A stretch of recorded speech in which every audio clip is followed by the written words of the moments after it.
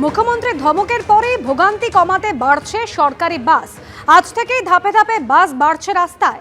550টি বাস দিয়ে 3300 ট্রিপ চলছিল কলকাতা এবং শহরতলিতে, আর বাস বাড়িয়ে সেই ট্রিপ বেড়ে হচ্ছে 4198।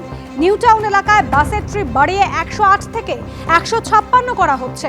বিশেষ নজর দেওয়া হচ্ছে রাসবিহারী, গড়িয়াহাট, কালীঘাট, আলিপুর এবং এক্সাইড অঞ্চলে। অরিত্রিক ভট্টাচার্য আমাদের প্রতিনিধি রয়েছেন আমাদের সঙ্গে। অরিত্রিক, কয়েকদিন আগেই প্রশাসনিক বৈঠকে মুখ্যমন্ত্রী মমতা বন্দ্যোপাধ্যায় পরিবহন মন্ত্রীকে নজরদারি বাড়ানোর কথা বলেছিলেন, তারপরে এই উদ্যোগ। একেবারে তাই, তিনি যথেষ্ট উৎসাহ প্রকাশ করেছিলেন পরিবহন দপ্তরের বিষয় এবং গত কয়েকদিন ধরে এই অভিযোগ উঠে আসছিল যে একটা নির্দিষ্ট সময় পর সরকারি বাস বেশি পাওয়া যাচ্ছে। আপাতত সিদ্ধান্ত নেওয়া হয়েছে যে বাসের সংখ্যা বাড়ানো হবে। কলকাতা এবং শহরতলিতে 3300 ট্রিপ বাস চলছিল, সেটা বাড়িয়ে 4000-এর বেশি করার একটা পরিকল্পনা নেওয়া হয়েছে। আজ থেকে রাস্তায় বেশি বাস চলতে শুরু করেছে। নিউ টাউন এলাকা এখন এই মুহূর্তে খুব গুরুত্বপূর্ণ, কারণ অফিস পাড়া, নতুন অফিস পাড়া বলা চলে। সেখানেও 108টির মতন ট্রিপ চলতো বিভিন্ন রুট মিলিয়ে, সেটিকে 156 করার ভাবনা চিন্তা হচ্ছে এবং সেগুলি বাস ইতিমধ্যে আজকে থেকে বাড়তে শুরু করেছে। প্রতিটি রুট ধরে ধরে এই পরিকল্পনা নেওয়া হয়েছে। আগামী কয়েকদিনে আরো কিছুটা বাস ভর্তি করে সাধারণ মানুষের সুবিধার্থে যাতায়াতকে আরো সাবলীল করার একটা চেষ্টা করা হবে। আমাদের পরিবহন দপ্তর জানাচ্ছে, পাশাপাশি পরিবহন মন্ত্রী নিজে সরজমিনে পরিস্থিতি দেখতে আজকে রাস্তায় নামতে পারেন, এমনটাও কিন্তু পরিবহন দপ্তর। ধন্যবাদ অরিত্রিক। কলকাতায় বাসের সংখ্যা হ্রাস পাওয়া নিয়ে গত 2রা জানুয়ারি নবান্নের বৈঠকে ক্ষোভ প্রকাশ করেছিলেন মুখ্যমন্ত্রী। ধমক দিয়েছিলেন পরিবহন মন্ত্রীকে। কি বলেছিলেন শোনাবো। ট্রান্সপোর্ট ডিপার্টমেন্ট সাইলেন্ট ডিপার্টমেন্ট হয়ে গেছে। মিনিস্টার নিজে কখনো ভিজিট করেছেন? সারপ্রাইজ। কলকাতার জায়গাগুলো নিয়ে ট্রান্সপোর্ট সেক্রেটারি করেছে কখনো?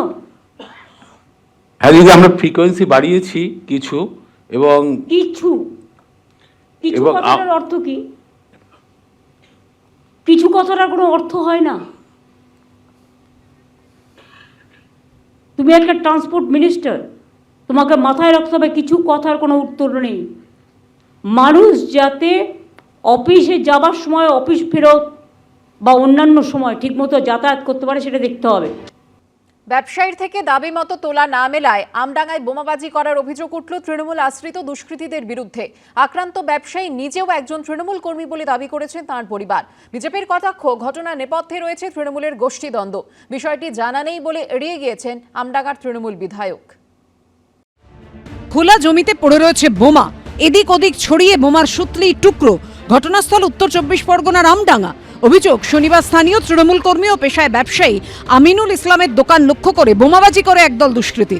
ক্ষতিগ্রস্ত ব্যবসায়ীর দাবি, পরপর 3টে বোমা মারার পাশাপাশি আগুন দিয়ে জ্বালিয়ে দেওয়া হয় তার দোকানের বাইরে রাখা বেশ কিছু জিনিস। 3টে মেরেছে, একটা দেখছি পড়ে আছে, একটা বাস্ট হয়নি, 2টো বাস্ট হয়েছে।